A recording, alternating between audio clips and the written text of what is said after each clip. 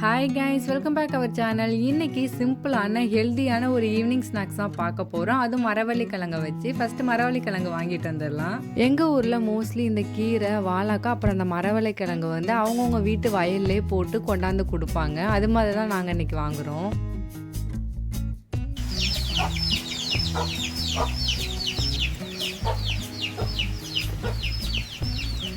First இந்த கிழங்குல வந்து தோல் நீக்கி எடுத்துக்கலாம்.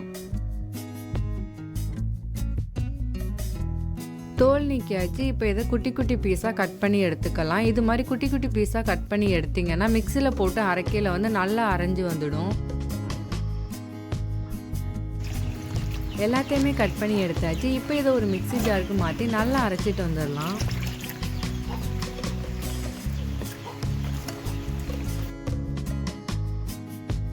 நல்லா இது மாதிரி நேவாக அரைச்சி எடுத்துக்கணும்.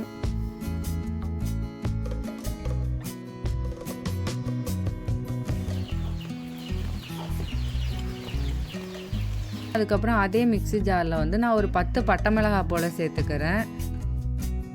1 டேபிள் ஸ்பூன் அளவு சோம்பு சேர்த்துக்கலாம். இது கூடவே நான் சின்ன வெங்காயம், பெரிய வெங்காயம் சேர்த்துக்கிறேன். நீங்கள் சின்ன வெங்காயம் மட்டும் சேர்த்துக்கிறேன், இன்னும் டேஸ்ட் வந்து சூப்பராக இருக்கும்.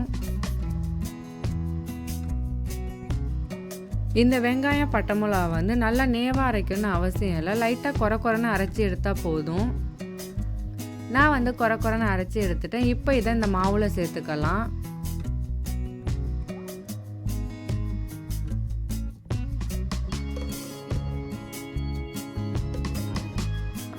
இது கூடவே 1 டீஸ்பூன் அளவு மஞ்சத்தூள் சேர்த்துக்கலாம். 6 டேபிள் ஸ்பூன் அளவு கடலை மாவு, 6 டேபிள் ஸ்பூன் அளவு அரிசி மாவு. நீங்கள் கடலை மாவு, அரிசி மாவு யூஸ் பண்ண விரும்பலைன்னா கடலைப்பருப்பையும் அரிசியும் ஊற வச்சு அரைச்சி எடுத்துக்கலாம். 1 கைப்பிடி அளவு கருவேப்பிலை சேர்த்துக்கலாம்.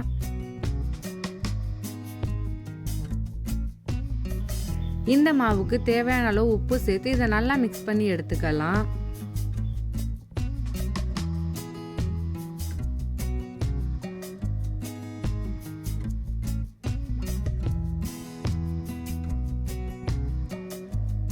மாவு ரெடி ஆகிட்டு இப்போ ஸ்டவ்வை பற்ற வச்சு ஒரு எண்ணெய் சட்டியில் நான் 2 டேபிள் ஸ்பூன் அளவு நல்லெண்ணெய் சேர்த்துருக்கேன். இப்போ இந்த மாவை எடுத்து அடையாக தட்டி எடுத்துக்கலாம். நீங்கள் இந்த அடை செய்யும்போது ஸ்டவ்வை வந்து ஒரு மீடியம் ஃப்ளேம்லேயே மெயின்டைன் பண்ணுங்கள். அப்போ தான் 2 சைடும் நல்லா வெந்து வரும். ஒரு சைடு வெந்ததும் இன்னொரு சைடு திருப்பி போட்டுடலாம். அவ்வளோதான், டேஸ்டியான ஹெல்த்தியான மரவள்ளி கிழங்கு அடை ரெடி. நீங்கள் இந்த அடையை சாப்பிடையில அந்த கிழங்கோட ஃப்ளேவர் வந்து உங்களுக்கு அப்படியே தெரியும். கன்ஃபார்ம் நீங்களும் இந்த ரெசிபியை வீட்டில் ட்ரை பண்ணி பாருங்கள். அதுவும் இந்த மழை சீசனுக்கு ரொம்ப நல்லாயிருக்கும். கன்ஃபார்ம் நீங்களும் ட்ரை பண்ணி பார்த்துட்டு எப்படி இருந்துச்சுன்னு சொல்லுங்கள். இந்த வீடியோ உங்களுக்கு பிடிச்சிருந்தா லைக் பண்ணுங்கள், கமெண்ட் பண்ணுங்கள். உங்களுக்கு பிடிச்சவங்களுக்கும் ஷேர் பண்ணிவிடுங்க. தேங்க்ஸ் ஃபார் வாட்சிங்.